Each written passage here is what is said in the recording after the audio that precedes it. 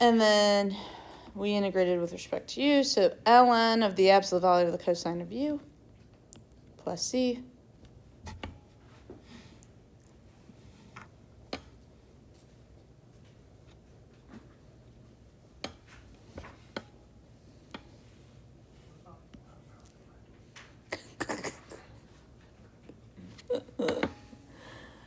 so heart equals cosine of u. All right. Similarly, y'all, now that we have a little memory jogger, does anybody remember the integral of cotangent? Or can you guys see that that it is a relatively quick proof? Like, if you don't remember it, you can use your use of identities and use up to get there. H equals sine u, dh. So the designated hitter is equal to the cosine of u du.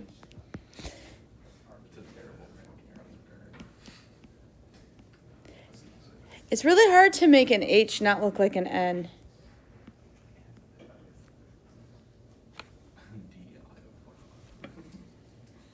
Everybody good?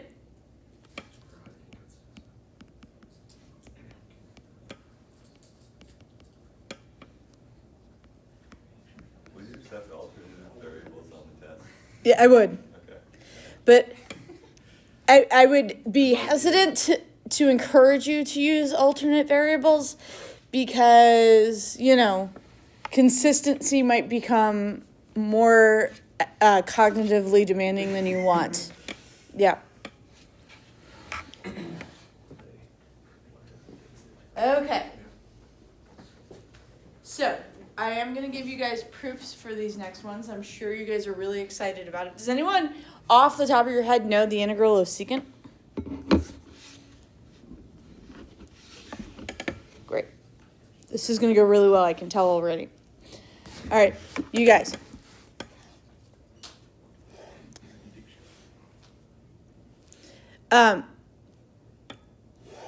I could try to do what I just did and rewrite secant as 1 over cosine. There's a slight problem. There's no u sub for me to do that with, right? There's no other function on top that's being multiplied that I can undo that chain rule. Okay. Is everybody with me so far? So what I'm going to show you, someone had to show me as this proof. So I don't want you to think this is something that someone just easily figured out. It was not easy to figure this out, but it actually works out in a very, very lovely way. Okay? So we're going to rewrite this by multiplying this by secant u plus tangent u over secant u plus tangent u. That is not a natural thing for someone to do, but we all agree that we are allowed to do it because I'm multiplying by something over itself, so I'm not changing the value at all. It's really just 1. Okay. So after I do this, I have secant squared u plus secant u tangent u all over secant u plus tangent u. And then I have my du.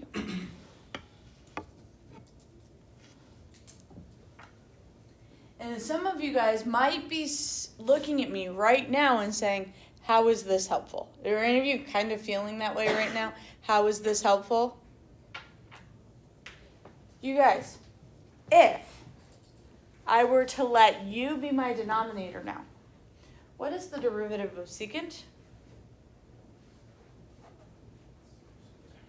Secant tangent. What's the derivative of tangent? Secant squared. Is everybody with me? So, I have no idea who figured this out, but I know that it works in a very, very lovely way. So, we'll let h equal secant u plus tangent u. and then take our derivative.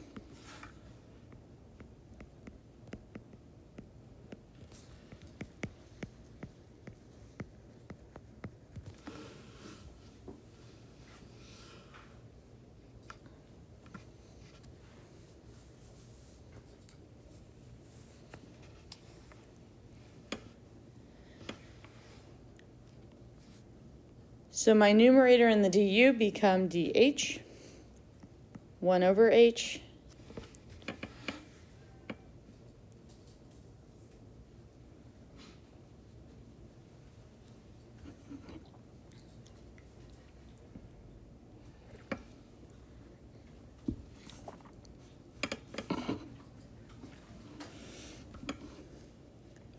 now I can take the integral of that.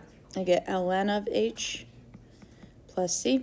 So the natural log. So the integral of secant is the natural log of the absolute value of secant plus tangent.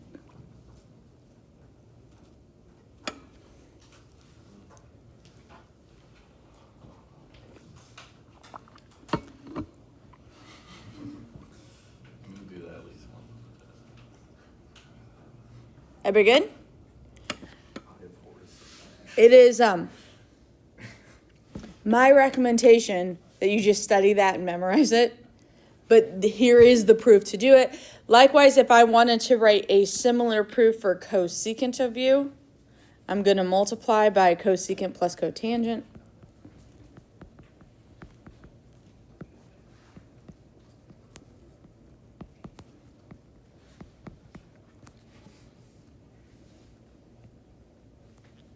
On top, I'll have cosecant squared u plus cosecant u cotangent u.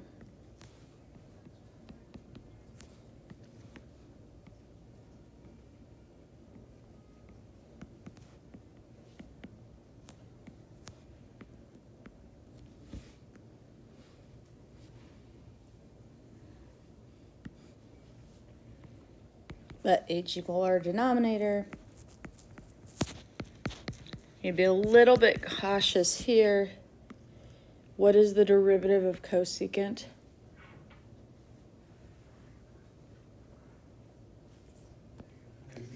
Negative cosecant cotangent.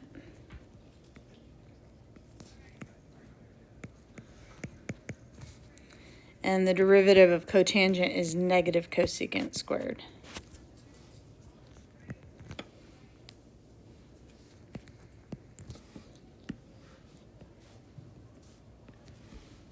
So I'd multiply everything by a negative so that the top matched or whatever. So now I have negative dh 1 over h.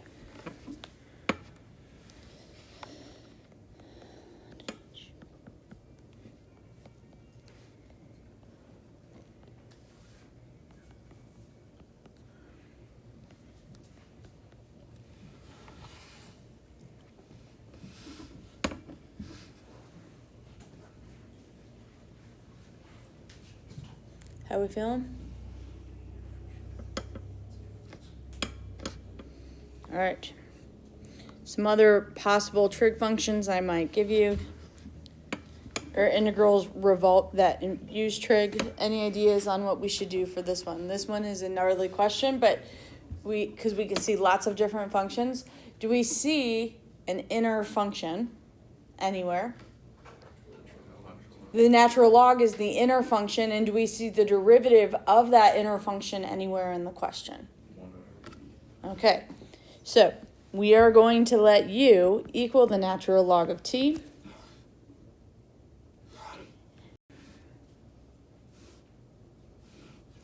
Du will equal 1 over t dt. And all of a sudden, what are we integrating? Cosine of u du.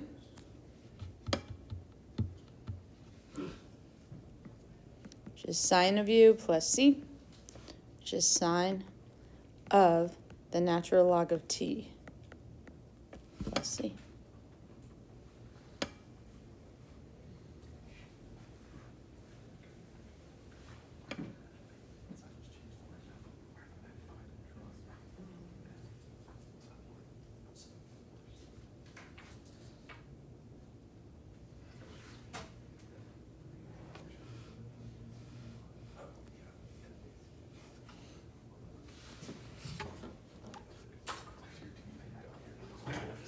Thoughts on this one, y'all?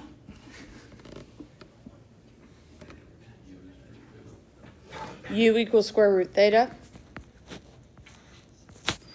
What would du be?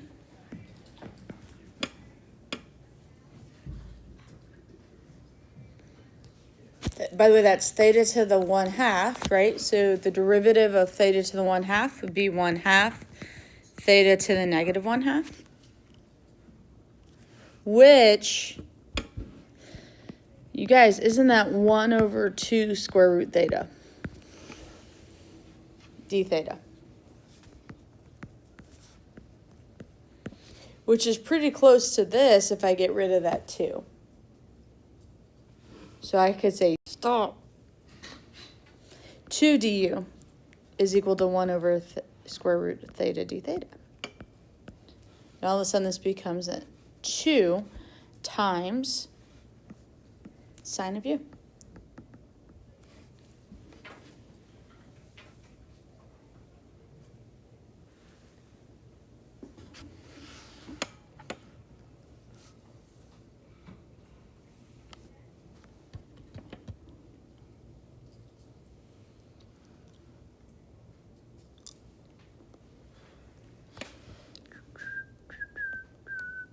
Integral of sine is negative cosine.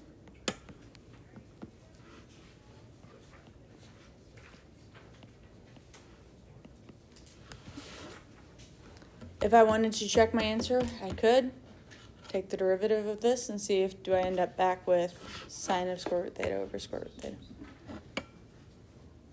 How are we feeling so far? Okay, great. So nobody's mad at me yet?